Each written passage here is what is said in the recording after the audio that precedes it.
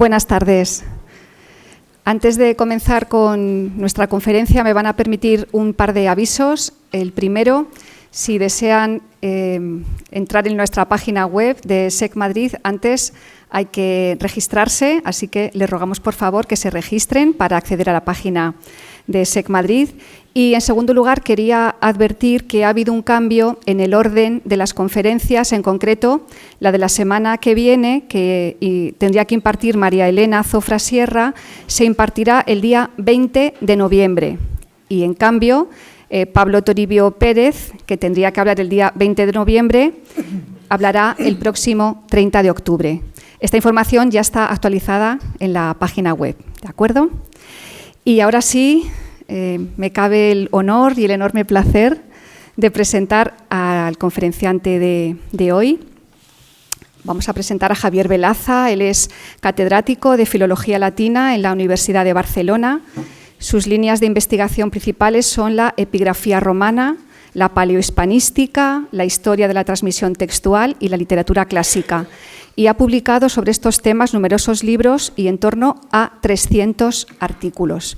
Obviamente no voy a hacer un catálogo de estas publicaciones, pero sí quería destacar su Historia Augusta en Editorial Cátedra, que es lectura obligada para todos mis estudiantes.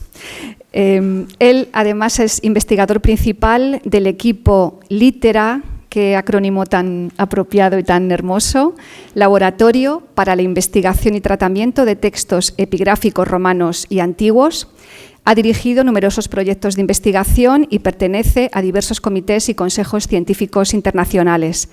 En 2003 recibió la distinción de investigación de la Generalitat de Cataluña y desde 2014 es miembro correspondiente del Instituto Arqueológico Alemán.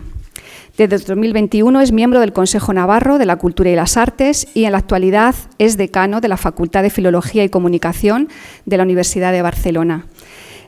Últimamente ha saltado a los medios porque el profesor Velaza ha sido el encargado de estudiar la famosa mano de Irulegui, esa mano de bronce, esa pieza de bronce, que se encontró en junio de 2021 en unas excavaciones arqueológicas en un antiguo poblado del Valle Navarro de Aranguren y que contiene la inscripción en euskera más antigua que se conoce. El profesor Velaza fue el lingüista encargado de estudiarla y de demostrar que hace más de 2000 años ya existía una escritura específica vasca derivada de la ibérica. Y confío que hoy nos cuente algo de la mano.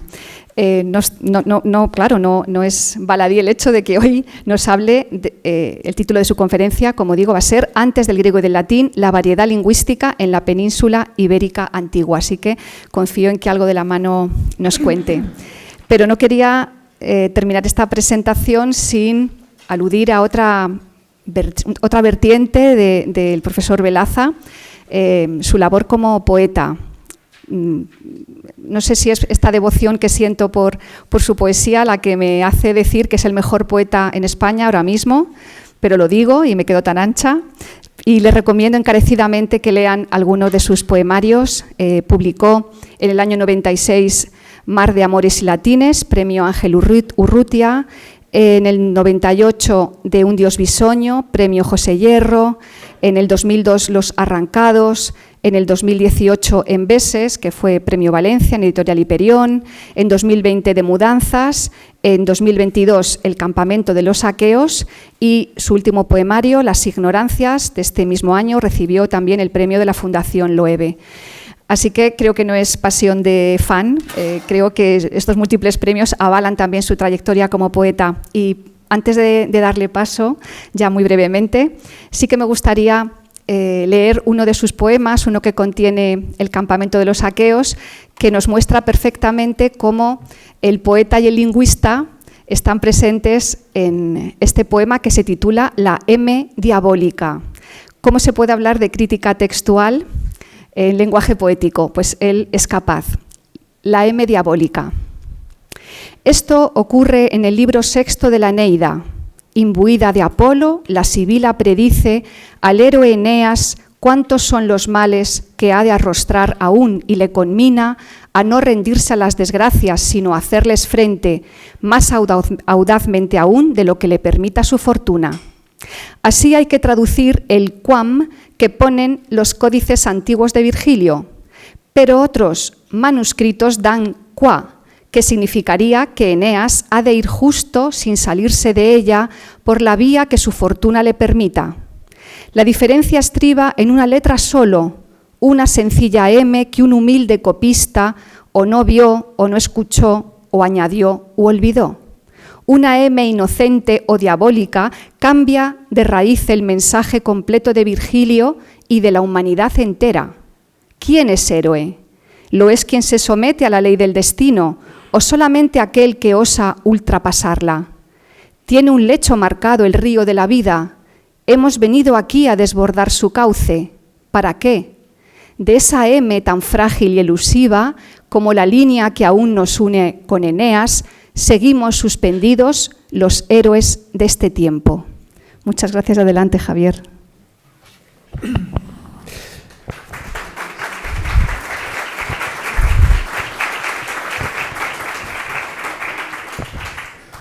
Bueno, muy buenas tardes. Es un extraordinario honor estar aquí esta tarde, haber sido invitado a este ciclo y desde luego también la presentación de Maribal. Vale la pena las prisas con las que he venido, los nervios de que el tren se retrasaba, solo por oírle recitar ese poema a Maribal, cuya no sé si es admiración desde luego recíproca y la mía sin duda mucho mayor que la suya.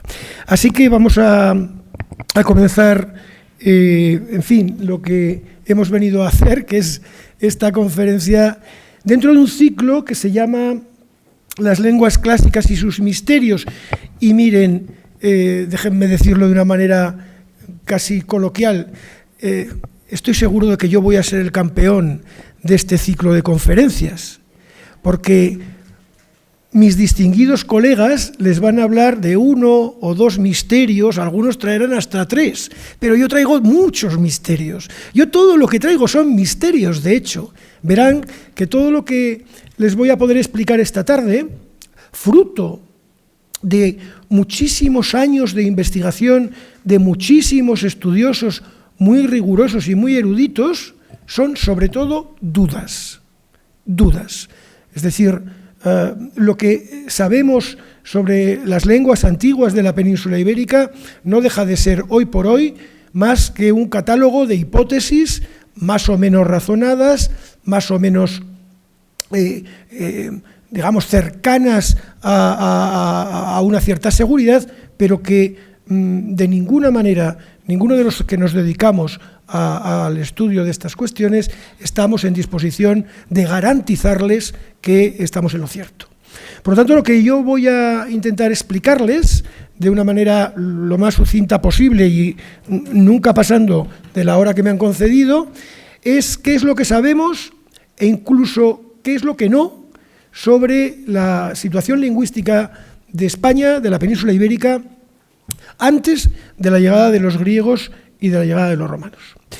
Verán, nuestro conocimiento, a falta de noticias más explícitas o más concretas de las fuentes clásicas, los autores griegos y los autores romanos prácticamente no nos dicen nada de qué lenguas se hablaban en la península ibérica en la antigüedad, era un tema que les interesó muy poco. Pues nuestro conocimiento viene dado fundamentalmente por las inscripciones antiguas que conocemos en ese territorio. 3.200 inscripciones aproximadamente, lo cual es una cantidad respetable. Fíjense que solamente en la península itálica, donde había culturas escritas tan poderosas como la cultura etrusca, pero también la osca, la umbra, la falisca, la mesapia, solamente en la península ibérica hay más inscripciones anteriores a la llegada de los pueblos coloniales que en la península ibérica. Esas 3.200 inscripciones creemos que pueden responder a 7 lenguas diferentes y están escritas al menos en 10 sistemas de escritura distintos. ¿De acuerdo? Vamos a comenzar la exposición de estas líneas generales de una manera cronológica. Vamos a intentar identificar cómo comienza la escritura en la península ibérica y cómo va evolucionando a lo largo del tiempo y de la geografía.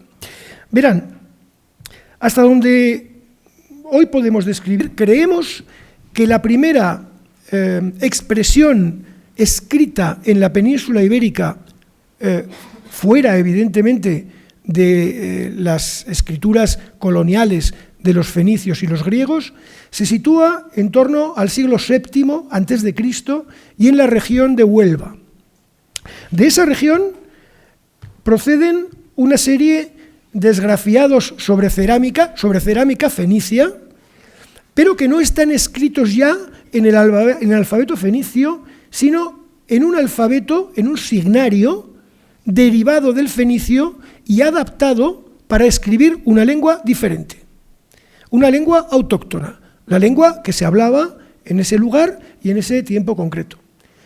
No sabemos cómo se llamaba esa lengua, ni siquiera podemos darle nombre, pero lo que podemos entender de esta primera experiencia escrituraria es que un pueblo que habitaba en ese territorio entra en contacto con los fenicios, que traen su propia escritura, entra en contacto fundamentalmente por razones comerciales y por razones de intercambio mercantil, entiende que esa nueva tecnología que los fenicios aportan, que es la escritura, es útil para el desarrollo de sus intercambios y adaptan la escritura para su uso. Claro, lo que tenemos en realidad es muy poco. Tenemos unos pocos esgrafiados sobre cerámica y hemos de intuir que evidentemente no son la razón por la que este pueblo adoptó la escritura. Un pueblo no adopta la escritura para escribir el nombre en el borde de una cerámica, pero es que hemos de pensar que seguramente escribían sobre un tipo de soporte, que es el soporte blando, como lo hacían los fenicios, que ha desaparecido y con el que no podemos contar. Pues bien, muy poco después de esta primera experiencia, como les decía, muy poco después de esta experiencia, que creemos que sucede, como digo, o bien a finales del siglo VIII o en el siglo VII, hago un pequeño inciso. Se está empezando a escribir ya aquí en la península ibérica, siglo VIII, no mucho antes han adoptado la escritura los griegos. Quiero decir que en el momento en que el alfabeto se expande por el Mediterráneo, lo hace casi como un reguero de pólvora, porque es un sistema de escritura muy útil para poder adaptarse a cualquier necesidad gráfica, ¿no? Bien, pues como digo, casi inmediatamente después, en ese territorio que ahora se conforma en el mapa, que comprende aproximadamente el territorio del Algarve portugués y cierta parte del curso del Guadiana y del Guadalquivir, un descendiente de ese primer sistema gráfico se empleó para escribir otra lengua. Una lengua sobre la que conocemos muy poco. De hecho, ustedes podrán encontrar que, según los autores, se le llama lengua tartesia, como el territorio en el que se inscribe no es exactamente el territorio de lo que llamamos tartesos. Alguien ha decidido que es mejor llamarle, algunos autores, lengua sud-lusitana, es decir, porque está en el territorio inferior de la Lusitania, o incluso lengua suroccidental, que es un término más aséptico y que no falla, ¿no? Bien, esa lengua la tenemos documentada por algo más de 100 inscripciones sobre estelas de piedra y una veintena de esgrafiados sobre cerámica. Lo que sabemos de esa lengua es que empleó un sistema gráfico derivado del que ya hemos mencionado y que tiene dos características fundamentales. La primera, que es un semisilabario, es decir, no es un alfabeto, a pesar de que se originó en el alfabeto fenicio, sino que se comporta como alfabeto solo en las vocales y en las consonantes continuas, es decir, en las líquidas, en las vibrantes, en las silbantes y en las nasales. Pero en las series de las consonantes oclusivas, la labial, la velar y la dental, se comporta como un semisilabario. Veo algunos gestos de extrañeza entre el público, que sin duda está acostumbrado a sistemas gráficos alfabéticos o silábicos, pero no a sistemas gráficos mixtos como es este. Pues sí, efectivamente, no está acostumbrado casi nadie, porque es un sistema muy excepcional, prácticamente tan excepcional que solo existe en la península ibérica antigua. ¿Cómo de un alfabeto como es el fenicio se pasó a un sistema gráfico que ya no es alfabético? Eso es una de las grandes preguntas que no hemos podido resolver. Probablemente porque el sistema de la lengua que tomó en primer lugar el alfabeto fenicio en préstamo era un sistema que se adaptaba bien a las posibilidades de un semisilabario. Pero lo que es importante es que, como veremos después, esa característica será común a todos los sistemas gráficos de la península ibérica antigua. De aquí derivarán toda una serie de sistemas por un procedimiento de préstamo y de adaptación mediante el cual escribirán sus lenguas iberos, celtíberos y vascones. Pero el sistema permanecerá, digamos que genéticamente igual, como semisilabario. Alfabeto para las series vocálicas y las consonantes continuas y silabario para las consonantes oclusivas. Lo que ocurre es que en este caso, en el caso de esta lengua, tenemos todavía muchas dudas de transcripción. Fíjense, el cuadro inferior de la pantalla les muestra las discrepancias que hay para la transcripción de los signos que aparecen en la primera columna según los diversos autores. Es decir, para el signo inicial, por ejemplo, bueno, pues unos piensan que es una N, otros que es una M, otros no lo saben. Para el signo siguiente, el S80, unos piensan que es M, otros piensan que es U, otros piensan que es S. En fin, hay todavía serias discrepancias en la transcripción de este sistema gráfico. ¿Por qué? Bueno, fundamentalmente porque tenemos un número reducido de inscripciones. He dicho que en torno a 100, pero claro, no todas están completas y sobre todo no entendemos absolutamente nada de la lengua. Fíjense, esta estela que tienen aquí se transcribiría, según todos los autores, como esto que ven en la parte inferior. Para empezar, se trata de una escritura continua, es decir, no distingue los límites entre palabras, de modo y manera que eso constituye ya un problema para el análisis lingüístico.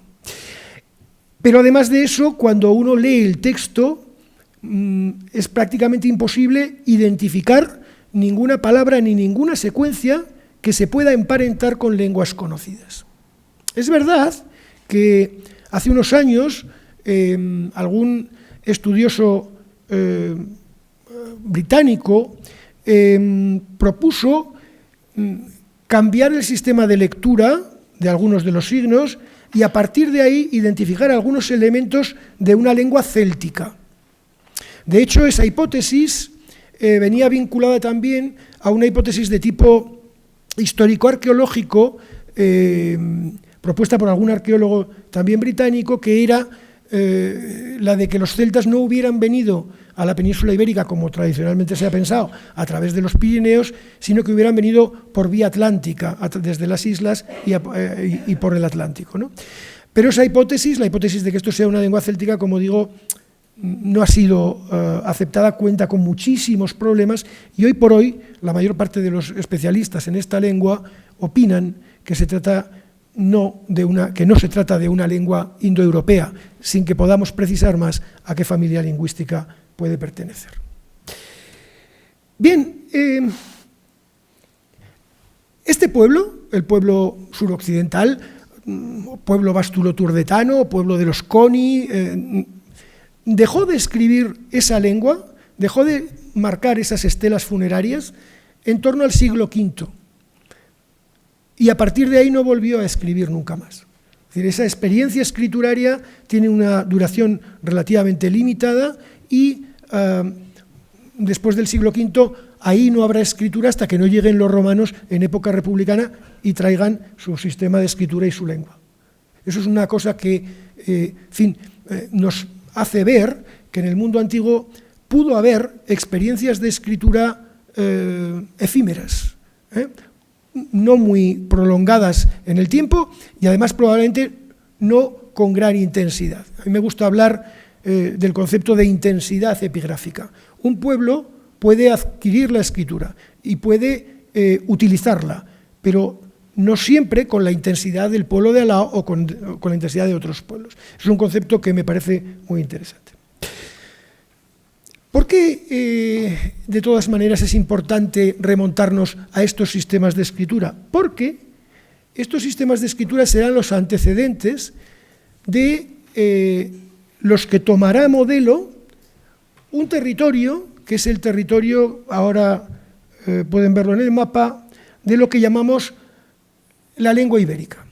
Ese territorio que va desde el Rosellón francés hasta Andalucía, con diferente penetración hacia el interior, y que, según conocemos por las fuentes clásicas, estaba habitado por una multiplicidad de pueblos que además, desde el punto de vista étnico, desde el punto de vista de la cultura material, desde el punto de vista de los ritos de inhumación e incineración, eran muy diferentes entre sí. Es decir, casi no tienen demasiadas cosas en común un bastetano con un cerretano. Pero lo que sí que sabemos es que en todo ese territorio se habló una misma lengua, que conocemos con el nombre de lengua ibérica. De las 3.200 inscripciones que yo les he mencionado antes, 2.500 proceden de este territorio. Es el territorio que más escribió durante más tiempo y con más intensidad.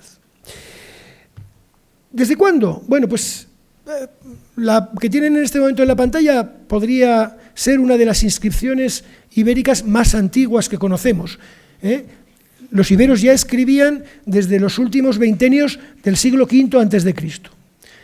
Nos cuesta mucho datar estas inscripciones, pero en algunas ocasiones nos ayuda, por ejemplo, el tipo de cerámica o incluso el taller de pintor, que es lo que sucede con esta ática de Ullastret. Y probablemente una de las más tardías es esta, que es un subselium, un asiento del Teatro Romano de Sagunto. El Teatro Romano de Sagunto sabemos bien que está construido en época Julio-Claudia y en ese tiempo todavía alguien hizo inscribir en su asiento el nombre de a quien pertenecía en caracteres ibéricos. Es verdad que probablemente el caso de Sagunto es un caso excepcional en tanto en cuanto hubo, digamos que un cierto regusto arcaizante en la propia identidad de los saguntinos, pero en ese momento todavía se escribía. Fíjense, por lo tanto, que estamos hablando de prácticamente 5 siglos de cultura escrita. Pero para escribir la lengua ibérica durante esos 5 siglos no se empleó un solo sistema de escritura. Se emplearon por lo menos 3 sistemas de escritura epicóricos, es decir, 3 sistemas propios de los iberos. También en alguna ocasión se empleó el alfabeto latino e incluso en algún caso el alfabeto griego, digamos, el griego clásico, pero aplicado a la escritura de esa lengua. De esos 3 sistemas gráficos, 2 de ellos derivan exactamente del sistema meridional que hemos visto originario. Algún ibero en algún momento, pensamos que en torno al siglo V, adaptó uno de esos sistemas para escribir la lengua ibérica. Y por lo tanto, se creó este sistema que continúa teniendo las mismas características. Sistema semisilábico, alfabético en las vocales y consonantes continuas y silábico para las consonantes oclusivas. Cuando se creó este sistema, además, el sistema tenía la posibilidad de marcar la diferencia entre las oclusivas sordas y las oclusivas sonoras. Es decir, había un signo para K y otro para Ga, había un signo para T y otro para D, y así consecutivamente. Y eso sucedió durante el siglo V, el siglo IV y el siglo III. Pero a finales del siglo III o comienzos del siglo II, por algún motivo que tampoco somos capaces de explicar, el sistema perdió la capacidad de marcar la oposición fonológica en las consonantes oclusivas. Y solamente tenía un signo para K y para Ga, uno para T y para D, uno para Ki y para Gi. El primer sistema le llamamos sistema dual y este sistema le llamamos sistema no dual, pero ambos, digamos que sirvieron para escribir la lengua, uno entre el siglo V y el siglo III y otro a finales del siglo III hasta la desaparición del signario, como digo, normalmente en torno al cambio de era, aunque en algunos casos pudo mantenerse más.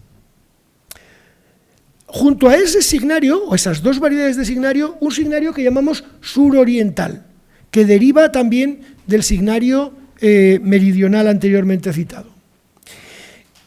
Y además, durante el siglo IV, y en un territorio más restringido, un territorio que va entre Alicante y Murcia, unos iberos que vivían ahí, probablemente contestanos, decidieron escribir su lengua no con cualquiera de estos dos sistemas, sino con una adaptación del alfabeto griego, concretamente del alfabeto foceo, que era el alfabeto de los griegos que en aquel momento estaban establecidos allí comerciando en ese territorio. ¿Qué es lo que hicieron? Bueno, pues adaptaron el alfabeto griego a sus necesidades. Bueno, el alfabeto griego tiene una A, una alfa, pues muy bien. El alfabeto griego tiene dos Es, pues tuvieron que elegir y se quedaron con la eta en lugar de con la épsilon. Tiene una iota, tiene dos Os, tiene la ómicron y la omega, pues se quedaron con la ómicron. En el caso de las silbantes, el ibérico tenía dos, pues entonces lo que hicieron fue emplear la sigma y la samec. Y en el caso de las vibrantes, el ibérico tenía dos vibrantes, pero el griego solo tenía una ro. ¿Qué es lo que hicieron? Pues para una emplearon la ro y para la otra emplearon la misma ro, pero le pusieron un signo diacrítico, es decir, el procedimiento más razonable y más natural. Eso solo duró aproximadamente unos 50 años, quizás un poco más, en ese territorio, y de hecho conocemos poquitas inscripciones de esto. ¿Para qué utilizaron los iberos la escritura? Bueno, pues originariamente, sobre todo, para cuestiones prácticas, relacionadas con el mundo colonial y comercial. Desde luego, las primeras inscripciones datadas son también sobre cerámica, pero simultáneamente emplearon mucho la escritura para cartas comerciales y cartas de contabilidad. Estos son textos sobre plomo, son cartas. En ese mismo contexto, en ese mismo lugar, tenemos cartas griegas, escritas en Pecmao, escritas en Ampurias, que podemos leer bien y que nos hablan de transacciones comerciales, de compra-venta, de ánforas de vino, de barcos. Seguramente estos textos decían algo así. Nosotros no sabemos traducirlos. La lengua ibérica es una lengua todavía indescifrada. Podemos leerla, pero no podemos traducirla.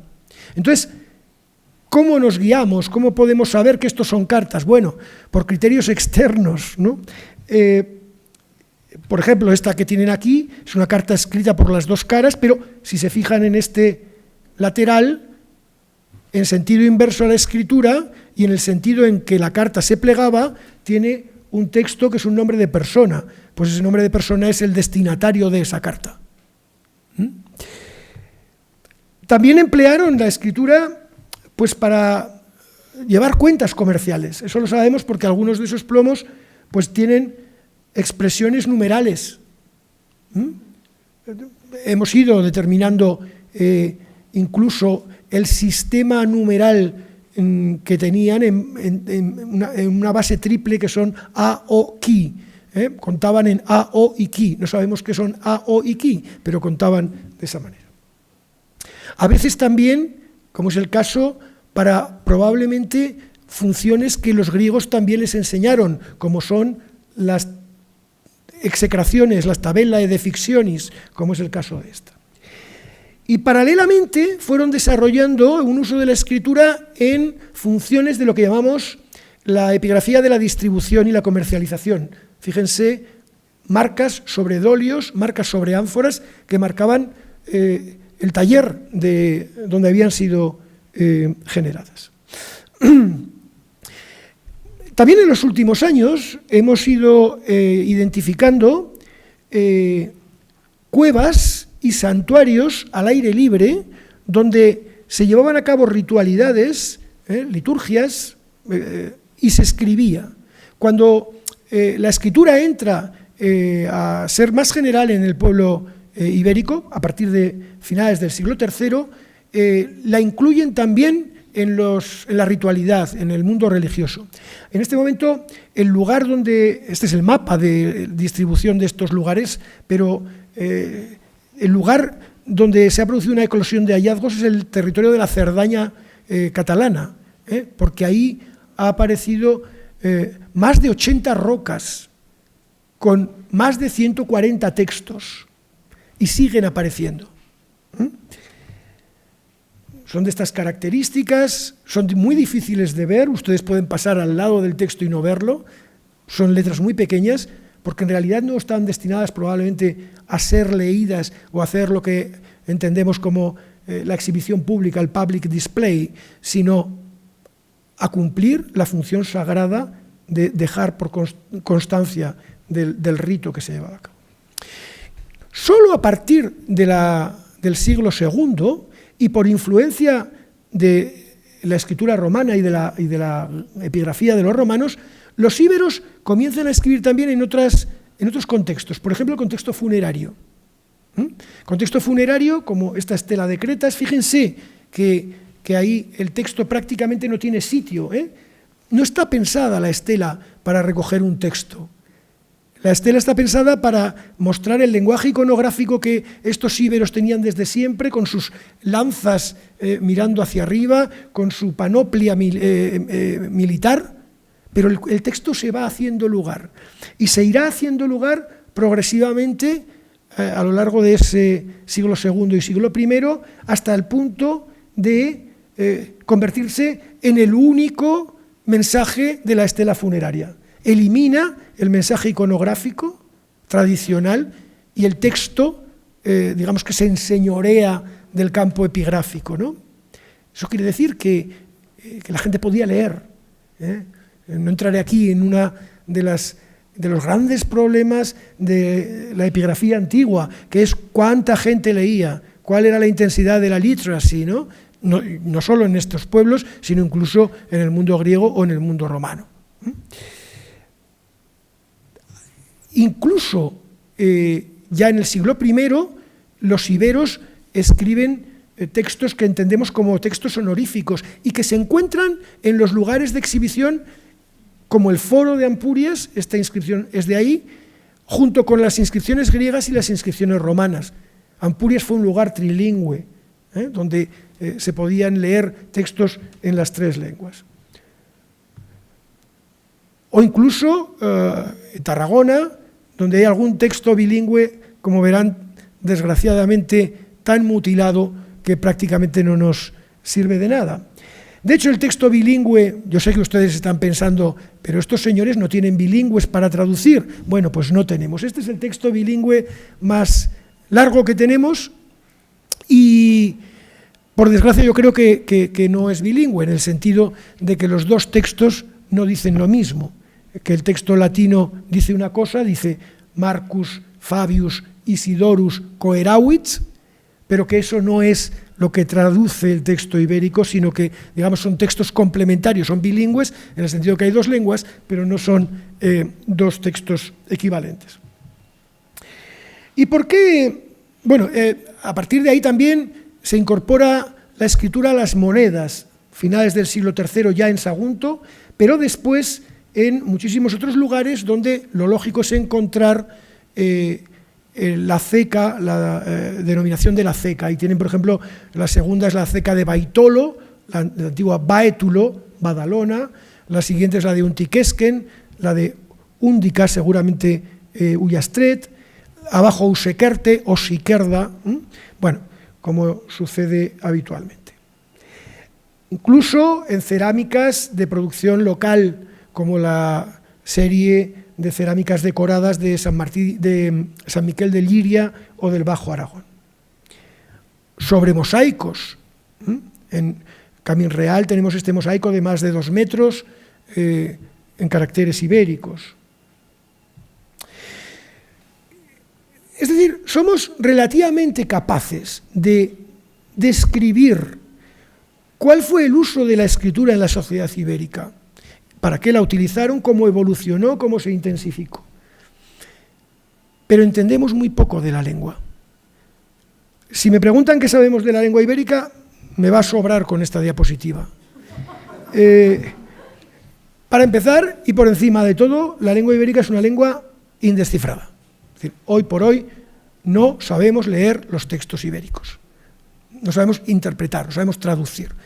Lo sabemos leer, pero no lo sabemos traducir. Sí que somos competentes hasta cierto punto en la identificación de algunos elementos lingüísticos. Primero y por encima de todo, de los nombres personales. Somos capaces de identificar cuándo estamos delante de un nombre personal y cuándo no. Y eso es importantísimo para el análisis de los textos, por cuanto cuando uno encuentra un texto nuevo, identifica qué nombres personales hay ahí y a partir de ahí identifica elementos que se añaden a los nombres personales. Y a partir de ahí intenta comparar cómo se relaciona ese elemento sufijal que se relaciona con el nombre personal en este texto con los demás textos. Ese es el único sistema que tenemos de trabajar en ibérico, lo que llamamos la combinatoria interna. ¿Por qué? Porque se trata de una lengua, eso sí, desde el punto de vista tipológico, una lengua aglutinante, eso sí que podemos definirlo, pero lo que todavía sigue siendo un enorme enigma es si la lengua ibérica tiene alguna relación con alguna otra lengua antigua o lengua moderna. Y específicamente, pues si tiene alguna relación con la lengua vasca. La hipótesis de que la lengua ibérica y la lengua vasca estuvieran relacionadas es una hipótesis ya muy antigua.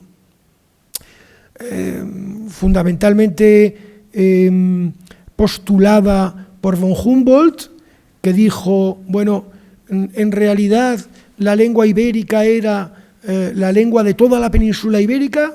En época antigua todos los habitantes de la península ibérica hablaban ibero y luego esa lengua se fue reduciendo hasta quedarse confinada en el territorio de la Vasconia, donde el último descendiente es la lengua vasca contemporánea, por decirlo así. Bueno, ese vasco-iberismo no era, digamos, bueno, se postulaba en una época donde conocían mucho menos de las lenguas y digamos que tenía muchas deficiencias. Por lo tanto, eso no se puede mantener. Pero es verdad que existen algunos indicios de que la lengua ibérica y la lengua vasca pudieran tener una relación. Digamos que el vasco-iberismo ha tenido siempre un recorrido con altibajos, ¿no? y con modas, pero que en los últimos años ha encontrado un cierto refuerzo, un razonable refuerzo, en estudios científicos serios. Uno de ellos es el que tienen resumido en la pantalla, que es el de la identificación de los numerales ibéricos y su semejanza, en algunos casos muy llamativa, con los numerales vascos. La primera identificación se llevó a cabo con la forma erdi. La forma erdi aparecía en monedas ibéricas y sobre todo en semises. Y erdi en vasco significa medio.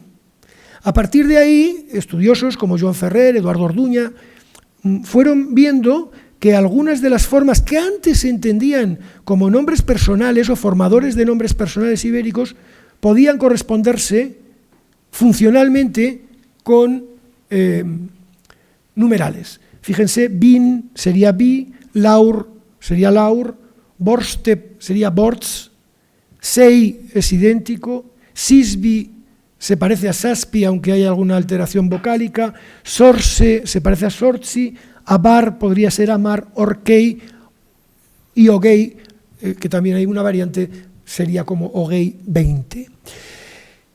Esa no es no es el único indicio de que la lengua ibérica y la lengua vasca pudieran tener alguna relación. Eso está muy discutido, porque también hay estudiosos que dicen, sí, se parecen mucho, pero podría ser sencillamente un préstamo del sistema numeral de una lengua a otra. Y tenemos muchos ejemplos de lenguas que toman en préstamo el sistema numeral de otras, de lenguas vecinas. Hay otros indicios. Hay indicios de que, por ejemplo, es muy posible que el pronombre personal de primera persona en ibérico sea ni, idéntico al pronombre personal de primera persona en vasco. Y ahora se está trabajando mucho en la identificación de formas verbales en ibérico que se parecen razonablemente a formas verbales en vasco. Eso, desde luego, nos pone hoy de nuevo en una tesitura, digamos, interesantísima, donde no hay evidencias definitivas, pero hay un camino de trabajo serio, científico, sobre el que desde luego tenemos que seguir trabajando. Si me preguntan cuál es mi opinión personal hoy por hoy, yo creo que no hemos conseguido definitivamente probar el parentesco entre la lengua ibérica y la lengua vasca, pero creo que hay algunas evidencias muy serias de que algún tipo de relación intensa más allá de la vecindad pudo haber. Y es todo lo que les puedo decir de la lengua ibérica. Sé que es poco y sé que con 2.500 inscripciones tendríamos que haber progresado más, pero es muy difícil trabajar solo dentro de la lengua sin poder comparar con ninguna lengua. Fíjense, incluso cuando trabajamos con lenguas que sí que tienen parientes, tenemos dificultades para llegar a su comprensión total. Eso es lo que sucede en la lengua que se documenta en el territorio de la meseta del Valle del Ebro y que alcanza hasta la zona de Burgos y en la zona de Cantabria en alguna ocasión. Es el territorio de la lengua que llamamos lengua celtibérica.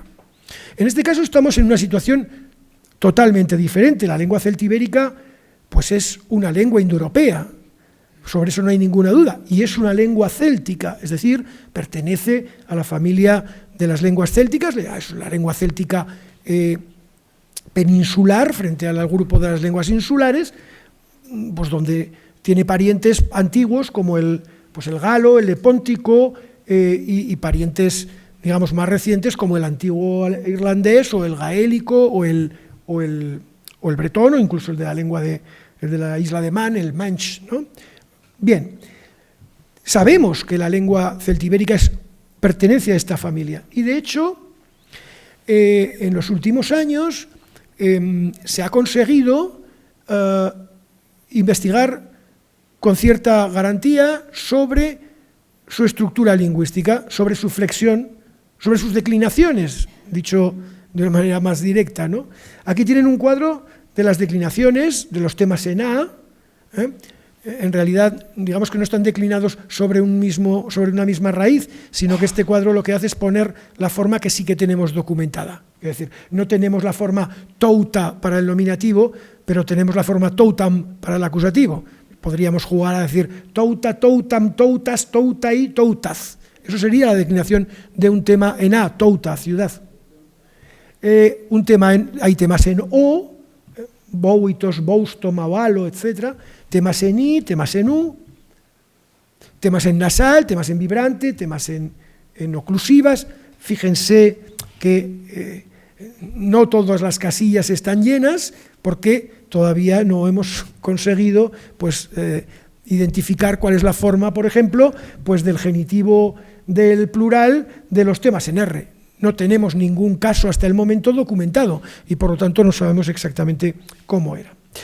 De todas maneras, con lo que sabemos hoy de la lengua celtibérica, sí que es bastante razonable postular que se trata de una lengua céltica que se separó pronto del tronco común y que por lo tanto es una lengua más arcaizante. Este es el esquema que es generalmente aceptado por los celtistas, que es que del protocelta la lengua celtibérica se desgajó primero antes del tronco en el que permanecieron, por un lado el galo-lepóntico y por otro lado las lenguas digamos insulares, el británico y el irlandés. Por lo tanto, algunas de las características fonológicas y, bueno, en fin, gramaticales incluso de la lengua responden a ese arcaísmo mayor que sucede cuando una lengua se desgaja de un tronco previamente, ¿no? La lengua celtibérica también fue escrita mediante sistemas gráficos derivados del mismo tronco. De hecho, esto sí que es una novedad de los últimos tiempos. Fíjense, hace unos años pensábamos que los celtíberos no habían comenzado a escribir hasta la llegada de los romanos y que lo habían hecho casi como reacción porque tenían que acuñar moneda para pagar el stipendium y a partir de ahí habían empleado la escritura y habían inventado o aplicado un sistema de escritura para esto. Claro, era un poco raro, ¿no? Bueno, si era por influencia romana, ¿por qué no habían empleado el alfabeto latino? Ya habían tomado en préstamo el alfabeto, el sistema gráfico de los vecinos iberos. Y entonces había pues, algunas hipótesis así como un poco, en fin, naif, permítanme que lo diga, que era, pues es que claro, como habían sido conquistados por los romanos, pues no quisieron emplear su sistema de escritura y como rebelión tomaron la de los iberos, que bueno, la cosa como explicación histórica parecía como poco sustentable, pero el problema era que no teníamos evidencias de que los celtíberos hubieran escrito antes del 218. Ahora sí que tenemos evidencias de que habían escrito antes y ahora entendemos que cuando quisieron escribir su lengua tomaran el único sistema gráfico que conocían, el de los vecinos celtíberos. Y lo tomaron no una vez, lo tomaron en 3 ocasiones, porque, digámoslo en forma coloquial, un pueblo no toma el sistema gráfico de los vecinos y decide por decreto, ley, miren ustedes, todos los celtíberos escribiremos con este sistema, a partir de ahora la Real Academia, hoy no sé si puedo hablar de la Real Academia aquí, esta semana está complicado. La Real Academia Celtibérica no podía imponer todas estas cosas. Eso no sucede así. Los préstamos se toman pues, en una ciudad, en un entorno, para un uso. Entonces, sabemos que los celtíberos tomaron de los iberos el signario al menos en 3 ocasiones. Porque una vez lo tomaron en la parte superior y adaptaron las nasales de una manera, en otra ocasión adaptaron las nasales de otra manera, pero en ambos casos lo hicieron cuando el sistema ibérico era dual, es decir, distinguía las oclusivas sonoras de las sordas. Y en un tercer momento tomaron otra vez el sistema cuando ya no era dual y por lo tanto crearon un sistema no dual. Pero eso es una cosa relativamente natural. ¿Para qué escribieron los celtíberos? ¿Para qué usaron la escritura? Pues la usaron para monedas, sí, aquí tienen por ejemplo la de Bilbilis, la antigua Calatayud, o por ejemplo la de Secaiza, de la ciudad celtibérica de Segeda, o la de Turiasu, Tarazona, o la de Calacóricos, Calahorra. Pero fíjense, mientras hicieron un uso diferente de los iberos, porque los iberos comerciaban y necesitaban el plomo, los celtíberos prácticamente no emplearon el plomo, y lo que emplearon fue mucho el bronce, y lo emplearon para escribir un tipo de documentos muy específicos de su cultura, que eran las téseras de hospitalidad. Como pueblo indoeuropeo tenían una institución que era el hospitium, la xenía, que tenían otros pueblos, y que se grababa, que se certificaba mediante documentos en bronce, documentos que eran documentos dobles, Cada uno de estos documentos que ustedes ven aquí solo se ha encontrado uno, pero había dos, porque las dos personas que firmaban el pacto de hospitalidad se quedaban sendas formas idénticas para contrastarlo. Eso sabemos, por ejemplo, por Plauto, donde en una de las comedias de Plauto hay un personaje que le dice al otro: hombre, me parece que yo a ti te conozco, igual tu familia y la mía tenían un viejo pacto de hospitalidad. Y entonces el otro le contesta: porta tesseram, saca la tésera. Entonces el otro saca la tésera, las comprueban y dicen: hombre, claro, son iguales, tenemos ese pacto de hospitalidad. Bueno, pues los celtíberos hacían uso de ese mismo tipo de pactos, y tenemos este tipo de documentos, las téseras, algunas como esta en forma de mano, claro, de manos cruzadas, ¿no? Y estos textos pequeños pues los podemos más o menos entender. Por ejemplo, esta tésera que se conserva en París en el Cabinet de Médaille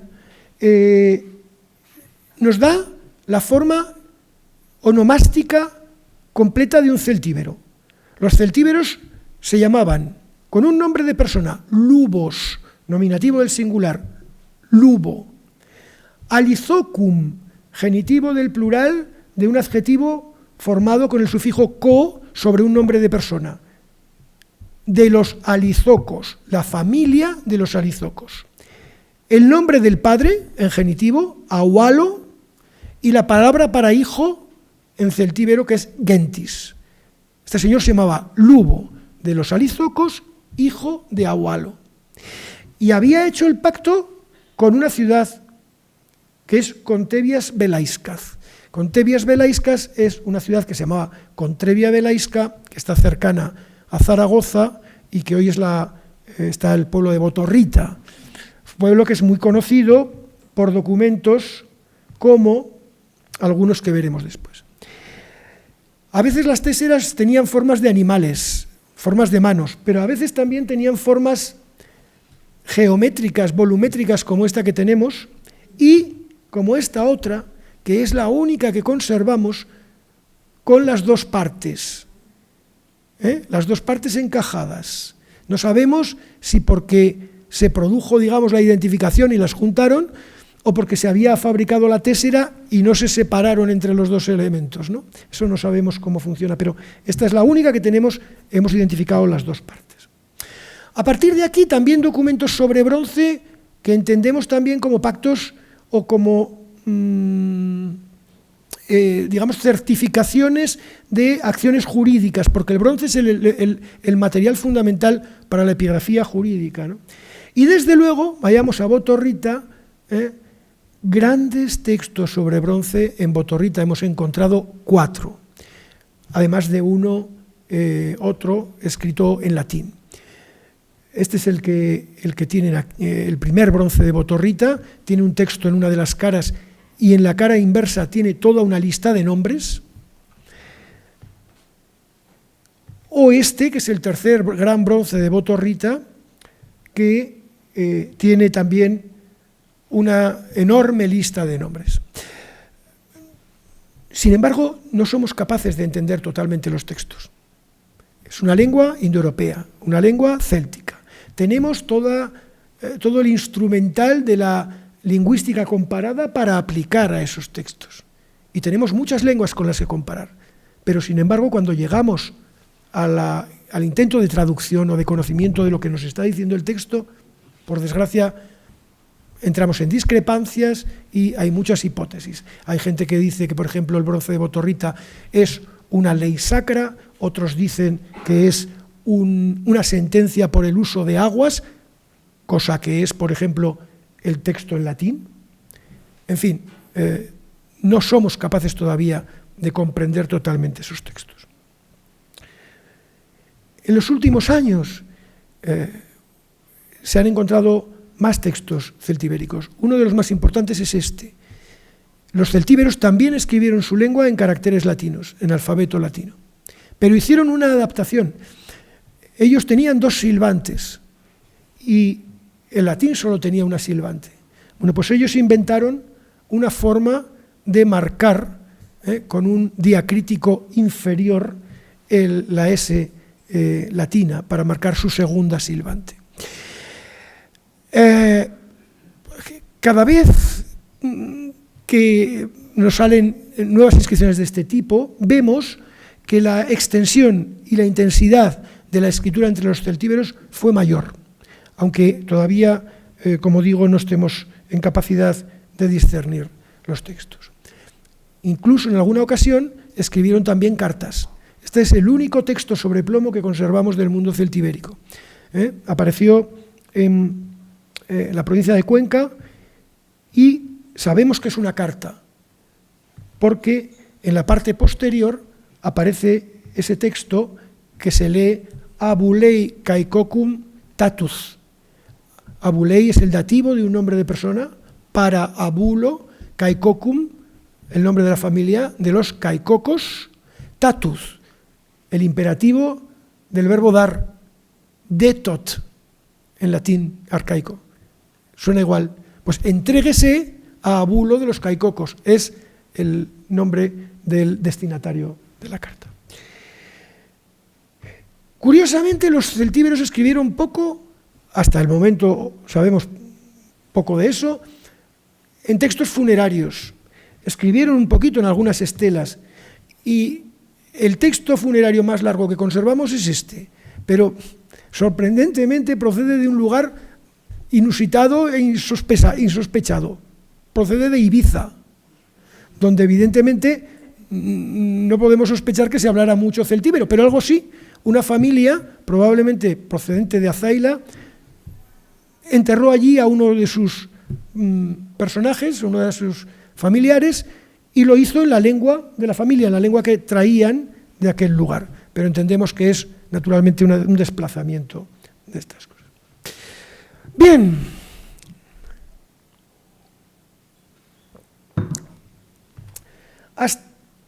El celtíbero no fue la única lengua indoeuropea que se habló en la península.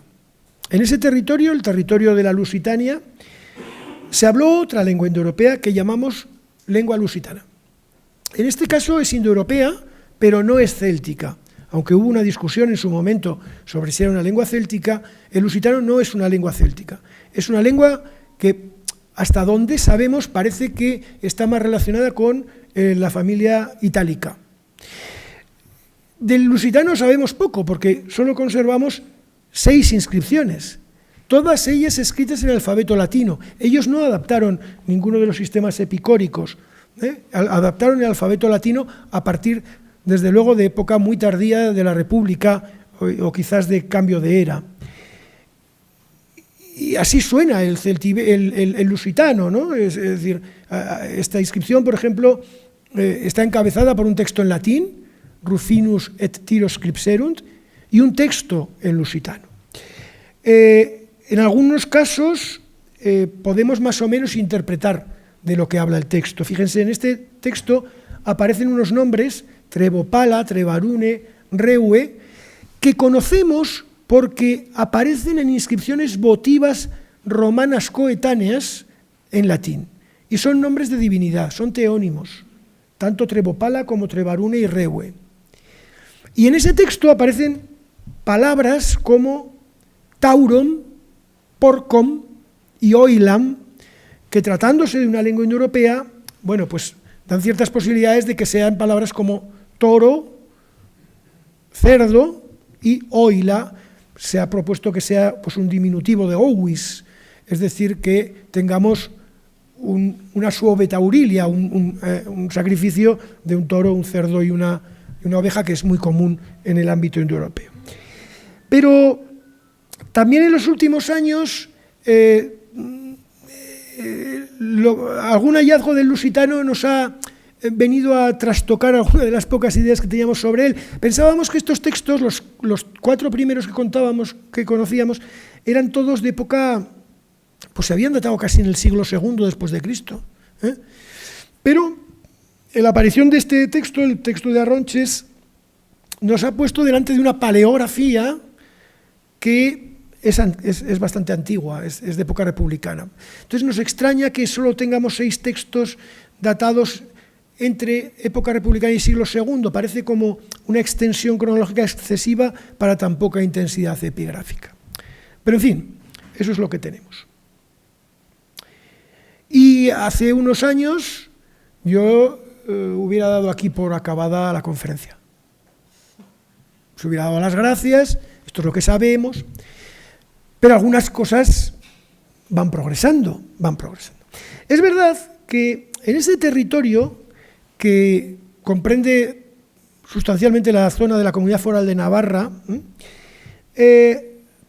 conocíamos hacía tiempo unas monedas que estaban escritas en un signario que aparentemente era ibérico y se interpretaban como ibéricas, pero que tenían algunos elementos gráficos, algunas grafías que no se adaptaban bien a lo que conocíamos del ibérico. Por ejemplo, había una, estaba ahí en la forma de una T mayúscula latina, y eso en el signario ibérico no lo conocíamos. Una espiga que en signario ibérico aparece, pero, en fin, muy remotamente, o esta otra que es como una R mayúscula latina que tampoco aparece en signario ibérico. Es decir, parecía que aunque, bueno, pensábamos que era ibérico, pero esas monedas tenían algunas características gráficas sorprendentes, pero claro, eran muy pocas y no nos daba pie a pensar mucha cosa más. En el 93 apareció un mosaico muy interesante, también de 2,5 metros, en una de las ciudades que sabemos que eran ciudades vasconas, en Andelo, en la actual Mendigorría. Se interpretó al principio como una inscripción ibérica, pero tenía también algunos problemas que hacían pensar que a lo mejor no era ibérica. Desde el punto de vista gráfico estaba escrita en un signario celtibérico y que los iberos hubieran empleado el signario celtibérico era raro. Además, lingüísticamente no acabábamos de ver qué era. Luego aparecieron algunas otras inscripciones en ese territorio, muy dudosas, como estas que les presento, sobre las que no tengo tiempo de entrar. Pero digamos que el verdadero cambio de paradigma sucede en 2021, cuando en una excavación en el poblado vascónico, de Irulegui, a unos 10 kilómetros de Pamplona, aparece esta pieza, una pieza que era sorprendente desde todos los puntos de vista y desde el principio. Primero porque tenía una forma que era totalmente insólita, es una forma de mano. Bueno, fíjense que cuando lo sacan los arqueólogos de la tierra, no identifican que es una mano, piensan que es un aplique de casco, algo así como el adorno que lleva el casco de Astérix, porque no le ven las letras, y entonces hasta que no se es sometida a limpieza unos meses después, no se ve que efectivamente el texto tiene una inscripción. El texto ha sido escrito, primero ha sido esgrafiado y después ha sido punteado. Bueno, alguien quiso hacer una especie de borrador, luego punteó el texto. En realidad ese proceso es problemático porque primero el que esgrafió, fíjense, por ejemplo, llega en la línea 2, se le acaba la línea y la última letra, una N, la pone encima. Pero bueno, eso el que va a puntear lo podía haber corregido, pero no lo corrigió, también punteó encima.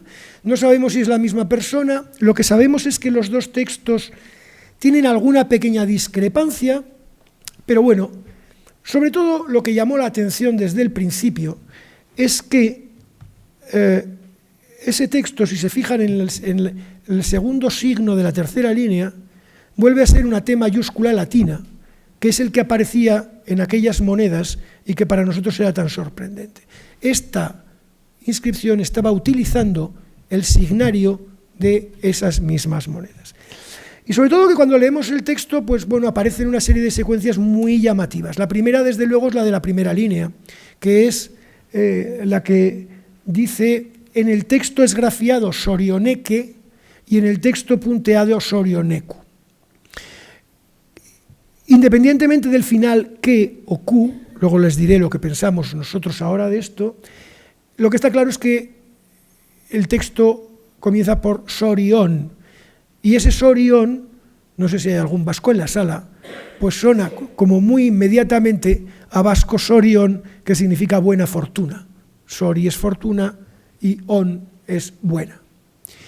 Y no solo eso, sino que la última palabra del texto, eraukon, también tiene buenos correlatos vascos. nosotros pensamos que ese texto está escrito en la lengua de los antiguos vascones. Lo que entendemos de ese texto, si aceptamos la lectura sorioneque del esgrafiado, es que sorioneque podría estar por sorionege. Ese G final lo conocemos en nombres de divinidad vascónicos que tienen ese final, Larra G, Arta G, Erauskorritze G, y creemos que es la marca del dativo vascónico, para Larra, para Arte, para Sorión. Estaríamos delante de una inscripción dedicada a Bona Fortuna, a Gaztechiche, es decir, Sorión. Y la última palabra del texto, sobre la que al principio no se llamó tanto la atención, pero que es muy interesante, es Eraukon. Eraukon tiene un correlato muy llamativo en la forma Ceraukon del vasco actual, que es una forma del paradigma de Eradun, que es hoy una forma verbal de auxiliar, pero que originariamente tenía el valor de dar o entregar. Por lo tanto, en el formulario tendríamos en la primera línea la divinidad hacia la que se hace la ofrenda y al final, como es lógico, en la forma verbal que marca esa ofrenda. Por lo tanto, nosotros hoy lo que creemos, cuando digo nosotros, sustancialmente los que hemos estudiado la piedra somos el profesor Joaquín Gorrotxategi, que sabe mucho más que yo, y yo, lo que hoy pensamos es que estamos delante de un texto vascónico. Cosa diferente es cuál es la relación entre esa lengua y la lengua vasca actual. Eso, esta inscripción todavía no lo aclara. Creemos que evidentemente hay una relación entre el vascónico y el euskera, pero no sabemos si es la relación de madre e hijo, de tía a sobrino o de tía abuela con nieto, no lo sabemos, porque el problema que tenemos es que esta inscripción es del siglo I a.C., es de la guerra sertoriana, probablemente está escrita entre el 75 y el 72, muerte de Sertorio, y el siguiente texto de la lengua vasca con el que contamos, con cierta, amplitud, pues es del siglo XV. Entonces, tenemos un decalage lingüístico enorme para poder comparar. Termino en 2 minutos. Fíjense, lo que nosotros hoy pensamos de las escrituras está en este esquema. Nosotros antes pensábamos que del sistema meridional había salido el sistema ibérico, que el ibérico se lo había dado a los celtíberos y prácticamente ahí terminaba nuestra historia. Hoy sabemos que las escrituras paleohispánicas fueron una familia con muchísimas más manifestaciones. Creemos que hubo un paleohispánico original que no tenemos documentado, del que saldría un meridional original y un nororiental no documentados tampoco, por eso los he puesto en amarillo, y de ahí saldrían todas esas variantes, las 8 que tienen ustedes ahí. Y entonces ahora me preguntan, pero usted nos ha dicho al principio que había 7 o 10 sistemas gráficos y aquí tienen 11 sistemas gráficos. Bueno, sí, porque todavía he de hablar de un último que estamos trabajando en este momento. Y es que creemos que hay otro sistema gráfico y otra lengua, fíjense, se hace un poco el remolón, que es en el territorio de Andalucía una lengua que es la que llamaríamos lengua turdetana, que tendría relación probablemente con la lengua tartesia, pero que tendría un sistema gráfico diferente y correspondería a una lengua distinta. Esto es lo que les puedo contar hoy. Dentro de unos años tal vez les pueda contar algo con más fiabilidad o incluso desdecirnos de lo que hoy pensamos. Pero este sería, a grandes rasgos, ese panorama lingüístico de una península que a lo largo del tiempo que va desde el siglo VIII antes de Cristo y la llegada e implantación definitiva de la cultura escrita de los romanos, conoció toda una serie de aventuras escritas, de aventuras epigráficas, porque esos pueblos también se montaron en el tren de la modernidad que el alfabeto fenicio instaló en todo el Mediterráneo. Muchas gracias.